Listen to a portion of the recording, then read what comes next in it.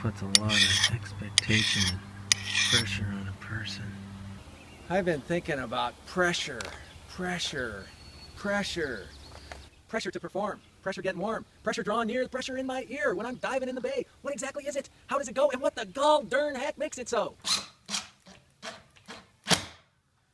Now, the units of pressure take many different forms, and the thing about them all is that they must conform to this: a force divided by an area.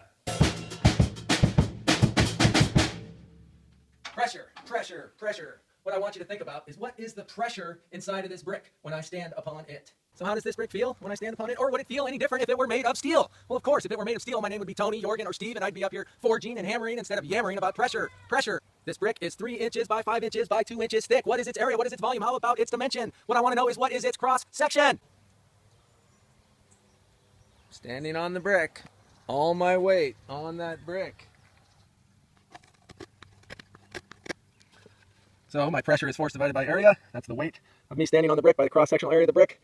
Brick has a cross-sectional area of 3 inches by 5 inches, or 15 square inches. My weight's about 150 pounds, maybe a little more, but this makes the math problem easier.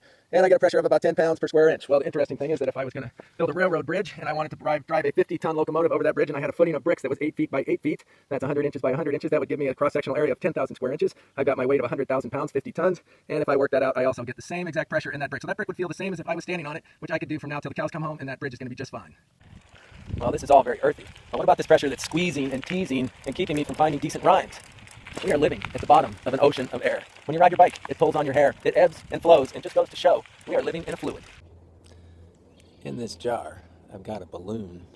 I'm feeling kind of small because he's hearing my tune about pressure, pressure, pressure. The pressure at the bottom of an ocean of air. But if I could take him way on up high above us where the air is thin.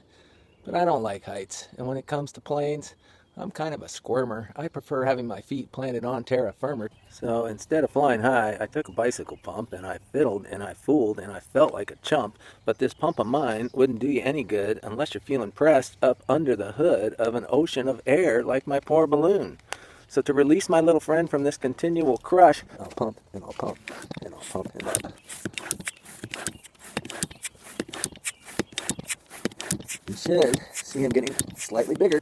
Now, if you watch close, when I let the air back in, he's going to get crushed from being at the bottom of that ocean of air. Here it comes. Boom.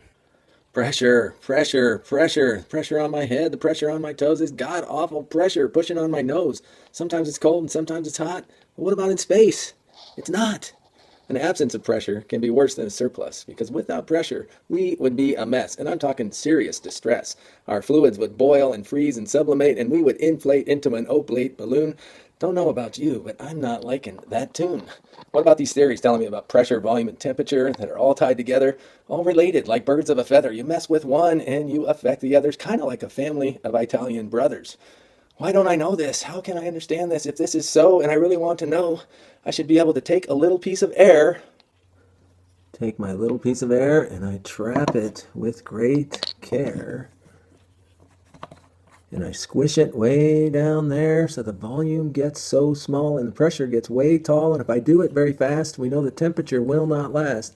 But for a very tiny instant, the heat will build like a torrent, flowing all around the paper in the bottom there, till it concedes to this inferno and ignites like a can of sterno.